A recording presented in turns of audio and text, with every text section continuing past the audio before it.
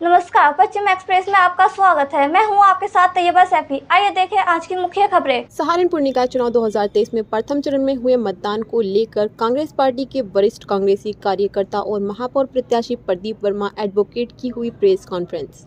सहारनपुर जिला पुलिस प्रशासन पर लगाया चुनाव में लोकतंत्र की धज्जियां उड़ाने का बड़ा आरोप। कांग्रेस प्रत्याशी की माने तो चुनाव हुआ ही नहीं। प्रशासन ने जबरदस्ती गुंडई के बल पर मुस्लिम इलाकों में मुसलमानों को वोट डालने नहीं दिया। पुलिस वाले मुस्लिम वोटरों की BLO द्वारा दी गई पर्ची को चेक कर रहे थे और ID चेक करके लोगों को वहां से भगा रहे थे। साथ ही मौके पर स्कैनर भी लगाया था। मुस्लिम इलाकों में जहां पर मुस्लिम मतदाताओं के आधार कार्ड को स्कैन किया जा रहा था, जो सरासर गलत था। निकाय चुनाव को लेकर कांग्रेस पार्टी अब कोर्ट जाएगी। कांग्रेस पार्टी के लोगों ने मांग की है कि निकाय चुनाव दोबारा से कराया जाए। जैन इंटर कॉलेज पे लगभग 19,000 वोट का बूथ है, जिसका गेट एक है, रास्ता एक है। वहां लोगों को लाइन लगा के रोका। उसके बाद एक डियर सर समाधान हेतु सेक्टर मजिस्ट्रेट साहिबान को निर्देश दिया गया है। मैंने लिखा आई एम वेटिंग हेयर और मैंने लोकेशन भी उन्हें भेजी ताकि भाई अधिकारी हैं, बहुत बड़ा शहर है, 6,23,000 वोट हैं, कहाँ बूथ है आपको पता ही ना हो। तो मैंने व्हाट्सएप लोकेशन भी शेयर करी, लेकिन कोई नहीं आया, कोई भी वहां पे नहीं पहुंचा। मैंने वीडियोस बनाए, ऊपर चढ़ के वीडियो बनाए, तमाम तर किस तरह से लोग वहां दूर दूर तक लाइनें लगी हुई थी। जो अधिकारी वहां पहुंचे, मैंने एक कहा भी कि कहीं एक लाइन खिंचवा दो।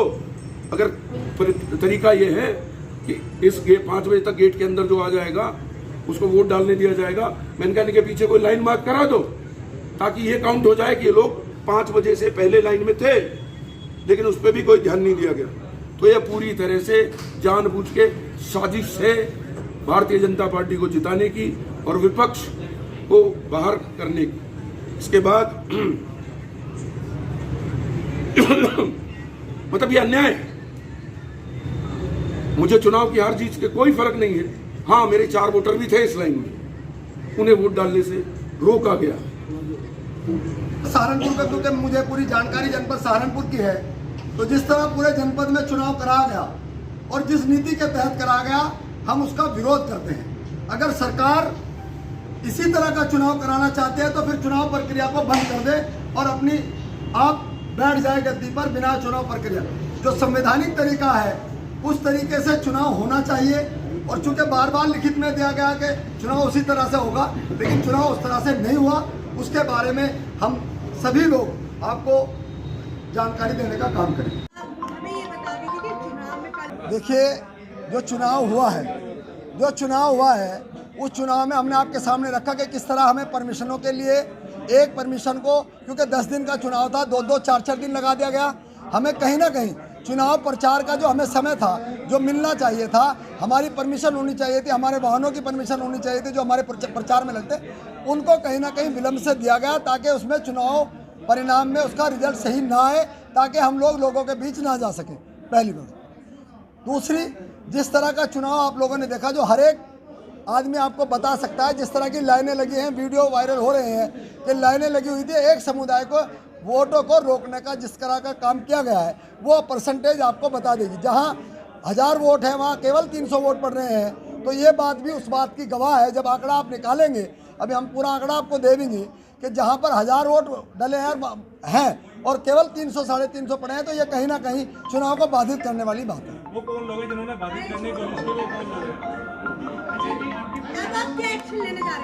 देखिए, इसमें हम लोग जिस तरह की हमारे प्रत्याशी ने बताया, क्योंकि वो एक एडवोकेट भी है, जिस तरह की बात उन्होंने रीट फाइल करने की बात कही है, तो उस पर विचार कर हम लोग जो भी संवैधानिक तरीका होगा रीट का उसको करने का, मजबूती के साथ उसको करने का काम करें। क्या डिमांड की गई है आपके द्वारा? काउंटिंग होगी या उसको क्या रिपोल की जाएगी? हम रिपोल की भी बात कर रहे हैं कि कम से कम जहां चुनाव बाधित हुआ है वहां कम से कम रिपोल कराया जाए।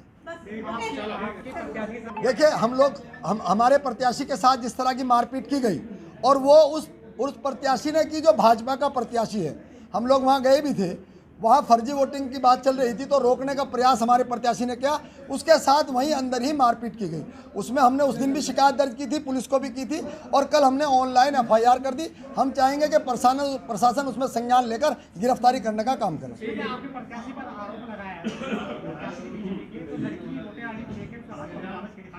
उसकी वीडियो रिकॉर्डिंग है वहाँ। अगर हमारा प्रत्याशी, कैमरे लगे हुए हैं, अगर हमारे प्रत्याशी की गलती है तो उसे न्याय संगत उसे दंडित करे। यदि हमारे की नहीं है तो जिसका जो दोषी है उसको सजा मिल जाए।